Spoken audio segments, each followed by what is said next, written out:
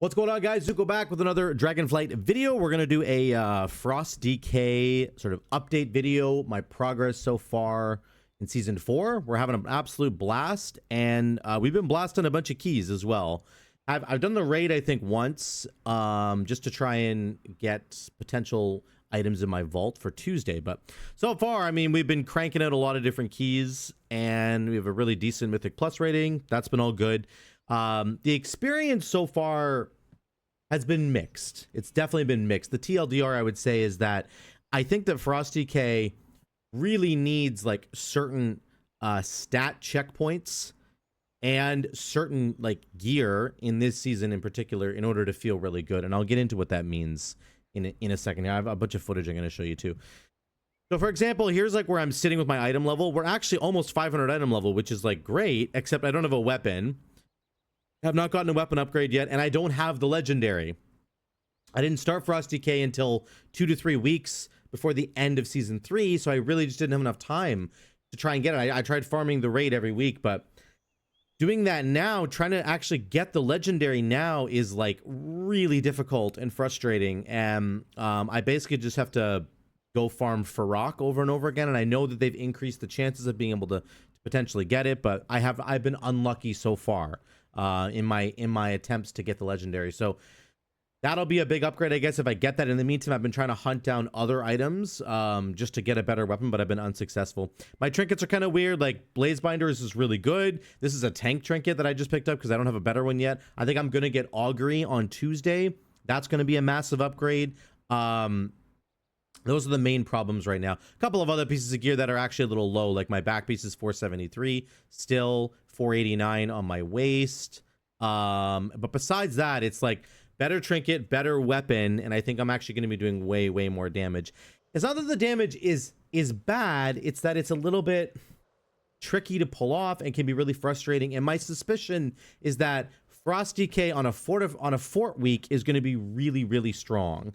This is the build that I've typically been running with. I've been bouncing back between, this is the build that I usually run with, is Enduring Strength. I've been experimenting with Empowered Rune Weapon instead of Enduring Strength, just to see getting an additional charge of Empowered Rune Weapon, if that's going to make a difference and really help me out. It has been helpful. It has been good. But really, this is, you know, either way I think is fine. This is the build. I do have 2-piece. This is the other piece of the puzzle I think I'm going to be missing. Once I get 4-piece, I really think my damage is going to shine. I ditched my old 4-piece because I was getting such massive item level upgrades that I think it was worth it. So I don't have any chill streak stuff right now, but being in between the old 4-piece and the new 4-piece is a kind of a weird place to be, and I think my damage has been suffering because of that. So that's kind of the situation that we're in right now. But here's some footage of like the damage that I'm doing. I guess I'll make my camera a little bit bigger just so that it doesn't look weird on the video there. There you go. So this is the damage that I've been doing in keys. You can see like on this pull, like I actually get above 1 million damage here on pull, which is awesome. And I haven't been able to replicate this since. I've had lots of pulls where I'm at like 800, 900K. And usually I'm sitting around between 7 to 800K on a couple different pulls. By the end of this pull, I'm going to be below 1 million, of course. But this is an example of what I could be doing, the potential of Frost DK, especially in an AoE environment. And it is really good. So there's going to be situations where you can do this kind of damage. But my frustration comes with a lot of the nitpicky problems with Frost DK, which is like your positional requirements, first of all. So like you can see in the video here, when I pressed my cooldown, Pillars of Frost, it's going to send out a Whelpling. That Whelpling, depending on how many targets it hits, is going to increase my mastery. So like if I don't aim this very well, you can see right here, I ended up hitting 5 people there, which is good. But you need to aim it as best you can, or else sometimes you can miss out on damage. Like positionally, it's kind of weird. You press your cooldown, you need to be lined up in like a line in front of these mobs. Same with my Frostworm's Fury, the actual dragon that I call down. If I call him down and I haven't lined up all the mobs kind of perfectly, then that's going to reduce my damage again. So there's weird kind of positional requirements that way that are really frustrating. The biggest one, of course, is your death and decay. And if I don't put my death and decay down at the right time, if I misposition my D&D and the tank is like pulling stuff out, then my damage literally goes down to like 0. Like I might as well not even be there. So I have been trying to learn over and over again how to like perfectly position my death and decay, and in particular when to time it so that I get it down and I can actually maximize my damage. As long as you can put your D&D down and you can stay in that D&D for like 6 to 7 seconds, you're basically good to go. That's really, really important. But if you don't do that correctly, then your damage can just be really bad. And I blew all my cooldowns on this pull. This is another problem. Like, you blow all your cooldowns basically, and then if you end up dying or something, then your damage will literally be 0 outside of your cooldowns. There's other specs in the game, like Enhancement Shaman, let's say, where your cooldowns are just, they're coming back so quickly that your damage is fantastic, right? But on Frost DK, if you're not positioned correctly for your Frost Rooms, if you're not positioned correctly for your Pillars of Frost, when you activate, if you're not positioned correctly for your Death and Decay, then if you die after doing all those things correctly, if you die or if you get chunked so hard that you have to like move away from the battle, then your damage just goes way down. So this has been some of my frustration learning how to play this spec. Again, I am still just learning. I am not a pro at this by any means. I am there's so many pulls that I'm not doing things optimally, and I will get there. But there's all these really tight like stipulations, really frustrating checklists that you got to check off kind of before you can start doing real damage. And that has been something I've had to adjust to, and I'm just still getting used to that. So that's one sort of issue that I've been noticing. And in terms of just like moving into season 4, the gearing, I guess I'm gonna have to keep working on that, of course. But this gameplay right here of learning how to do this correctly, this is gonna make my damage go way up once I get better at it. And it's just something that I'm kind of working on. Speaking of Pillars of Frost, as I said, that Pillar of Frost window is sort of a fourth stipulation that I have to get perfectly. And especially when you combine it with Death and Decay, if you don't do that correctly, then again, your damage just goes down to 0.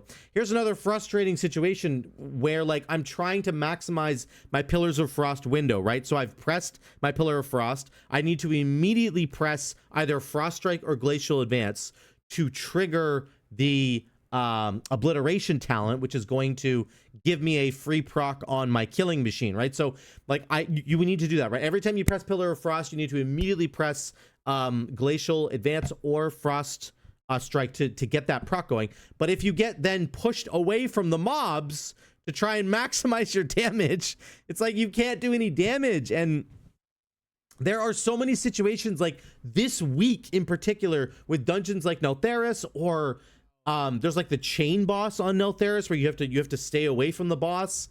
So if you press your Pillar of Frost cooldown and then he's doing the chain section of the fight, you have to just like move away and your damage will just drop dramatically.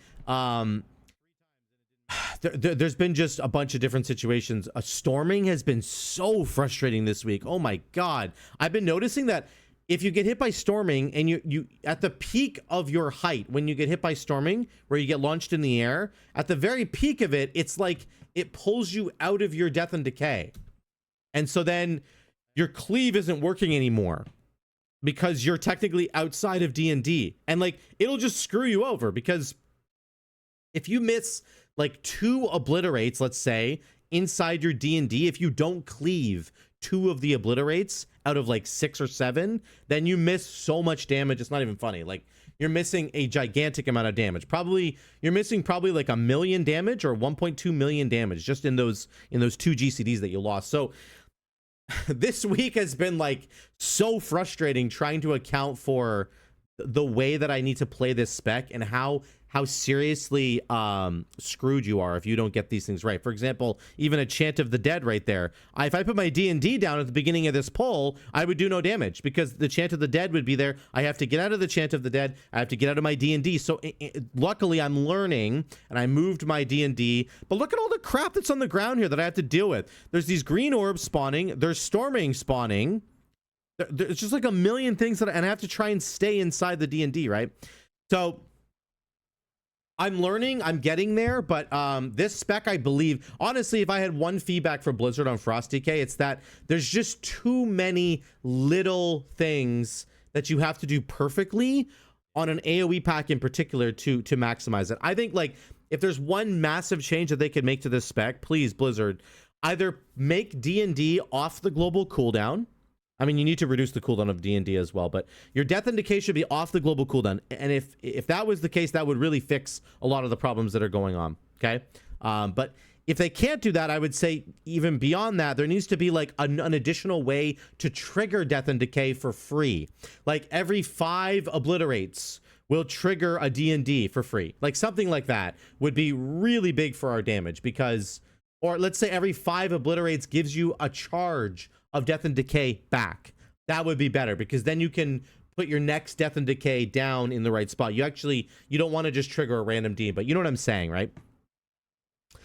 So yeah, offensively, I'm struggling a little bit. I'm learning, especially the Pillar of Frost window, trying to make sure that I press like a spender right away and then get as many obliterates inside that window as I can. Having to pair it up with death and decay on AoE has been frustrating, but I'm learning, we're getting there, and the damage has been good. The damage isn't terrible. Like I'm still doing 600k on this AoE pull, and I'm often doing, you know, 5 to 6 to 700k, sometimes up to almost 1 million damage per second. It's not bad by any means, but there are just so many little decisions I'm making that are like just blowing my mind right now that it's been a little bit frustrating. Defensively speaking, it's incredible. Like Frost DK is so tanky. I think DK in general is just really tanky. It's not necessarily Frost. You can see on so many packs like this, even when I'm getting quick shot here, there's a quick shot. I just death strike it, right? And you can death strike. You have AMS, you have AMZ if you want it. You've got your Lichborn, you've got Iceborn Fortitude. You are so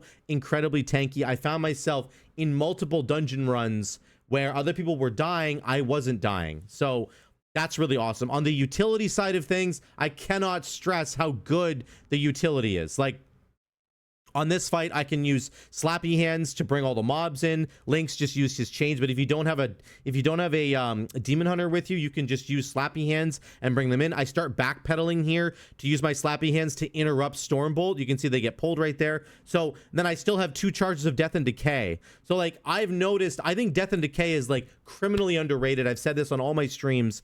It's so much better. A lot of the Wowhead posts and like different news articles and stuff will equate Death and Decay to just another displacement ability like Rop or something, or like Typhoon from Druids. It is so much better than that. It's so much different than that. I think there's good uses for Typhoon and Rop, don't get me wrong, but Death and Decay can fill a different gap where you can just yoink mobs from so far away and bring them into the AoE pull so that everybody can do their damage. So I feel like it is a really, really good ability, and I'm really enjoying the crowd control and the defensive stuff. I feel like I'm just super tanky all the time. It's really good, and I've been pushing some pretty high keys with it. I think I end up dying in a minute here to the charge, because the charge on this fight I think is way overtuned on Tyrannical Week. We're gonna have to wait and see, but all in all, I have been very happy with Frost DK. I think I just need to learn. I think I'm going to die right here. So I just talked about how good it is defensively. I actually pop Lichborn here, and I die through Lichborn, which is a 15% DR. I have 1.16 million health, and I die to the spear. So I don't know, guys. I mean, I know we're under geared a little bit for a 10, but like I feel like I should have lived through that, and potentially this boss is a little bit overtuned to be killing me so easily that way. But the bottom line is, I think the damage is going to improve dramatically next week. So stay tuned for an update video from me on Frost DK next week on Tuesday when I get my augury, and then hopefully I'll have a weapon by then. Those are the 2 main things that I need to get. Once I do get those things, I promise you the damage is going to spike like dramatically. Also, when I get 4-piece, that's going to be really good as well. I need to get a little bit more haste, a little bit more crit. All that stuff needs to improve. And once it does, I think the damage is going to go up dramatically. But for now, I think the damage is actually fine. And on Fort Weeks, you're going to notice the damage go way up because you're going to spend more time in AoE, which is where Frost DK really shines. I feel like you could almost bring in Frost DK as like an AoE specialist, sort of an AoE cleave specialist, and he could fill that role for you. And then you have other specs in your party carrying the bulk of the single target damage, because like all these keys that we did, I did a bunch of 10s and 9s this week, and like even though my damage was a lot lower than other specs, especially on single target, we were timing them with like minutes to spare. This one's a little bit closer. It's not good, but I promise you the rest of my dungeons that I was doing, we had 4 or 5 minutes to spare on like multiple dungeons. Like the damage is there, it's fine, it just needs a little bit of work. So that's Frost DK in a nutshell. Let me know what you guys think in the comments down below. I will be doing more videos. I'm going to do videos on each individual dungeon and where we can kind of shine and how our damage works and what you want to look out for. I'm going to be covering all that for you guys. Don't worry. This is not the only video I'm doing on Frost DK. I just wanted to do an introduction to kind of talk about how it's gone in Season 4 so far. And I think it's been going really, really well. So let me know what you think in those comments down below. I love y'all. I will see you in the next one.